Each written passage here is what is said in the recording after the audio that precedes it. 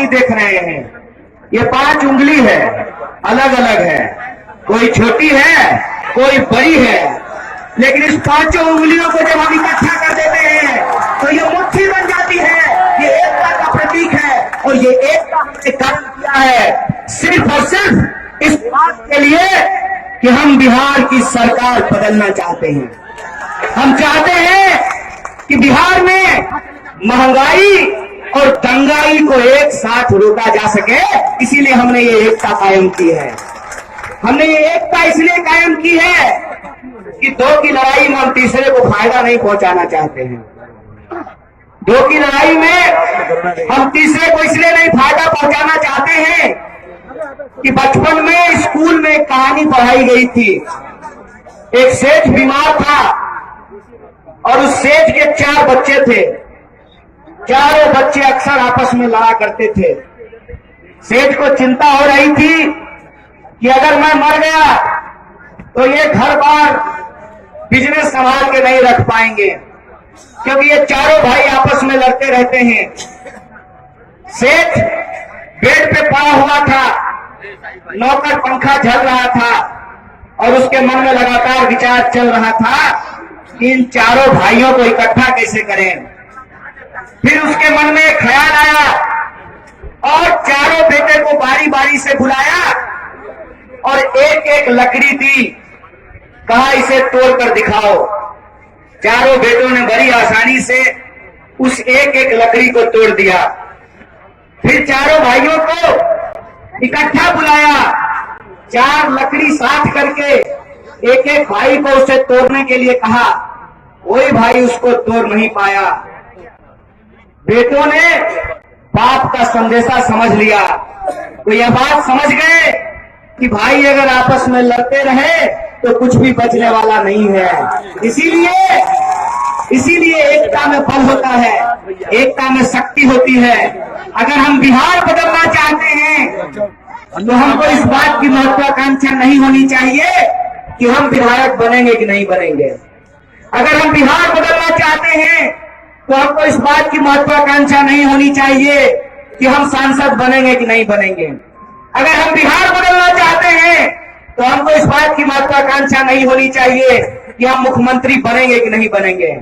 ईमानदारी से बताइए, अगर बिहार बदलना हमारी प्राथमिकता है तो विधायक बनना हमारी प्राथमिकता नहीं होनी चाहिए ना। अगर समाज बदलना, समाज को आगे ले जाना अगर हमारी प्राथमिकता है तो सीट जिसको मिल गया, सीट जिसके खाते में चला गया, ईमानदारी से उसको स्वीकार कर लेना चाहिए ना।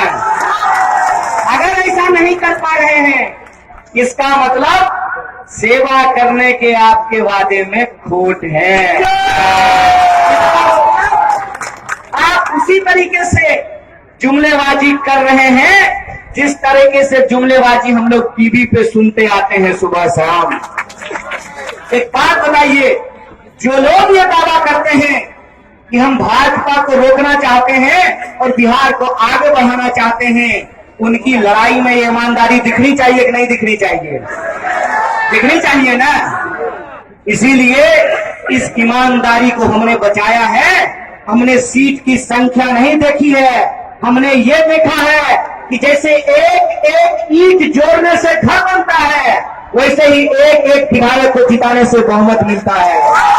हमने ये देखा है कि अगर हम बिहार की सरकार बदलना चाहते हैं तो हमको यह बात समझनी होगी कि अगर बूंद बूंद से घड़ा भरता है तो बूंद बूंद से घड़ा खाली भी हो सकता है। इसीलिए हम आपसे ये आग्रह करने के लिए आए हैं, बिहार को बचाने का ये जन आंदोलन है, बिहार को आगे ले जाने का ये जन आंदोलन है।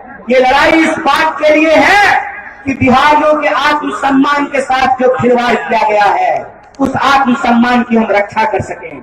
ये इस बात की लड़ाई है कि हमारे बच्चे बीए करते हैं, एमबीए करते हैं, एमएससी करते हैं, पीएचडी करते हैं, बीटेक करते हैं, पॉलिटेक्निक करते हैं, आईटीआई करते हैं, इंजीनियरिंग पढ़ते हैं और डिग्री लेकर के दर नौकरियों के लिए भटकते हैं। बोलिए भटकते हैं नहीं भटकते हैं? हम ये देखते हैं कि एक ही स्कूल में समान काम का समान वेतन लागू नहीं होता है। एक है अस्थायी शिक्षक, दूसरे हैं अस्थायी शिक्षक, तीसरे हैं नियोजित शिक्षक। आप मुझे बताइए ये कहां का न्याय है? अगर आप बैलगाड़ी चलाते हैं तो एक बैल को कम खाना दीजिएगा और दूसरे बैल को ज्यादा खाना दीजिएगा। अगर आप बताइए मुझे कि जब आप सांस लेते हैं तो ये तय करते हैं कि फेफड़े का इधर वाला हिस्सा में ज्यादा हवा जाएगी और इधर वाले हिस्से में कम हवा जाएगी। नेशनल दस्तक की आपसे गुजारिश है कि अगर इसको बचाना चाहते हैं तो नेशनल दस्तक को सब्सक्राइब करने के लिए रेड कलर के सब्सक्राइब बटन को दबाएं, फिर बेल आइकन की घंटी दबाएं। नेशनल दस्तक को बचाने के लिए बहुत जरूरी है कि हर खबर को शेयर करें, लाइक करें, कमेंट जरूर करें।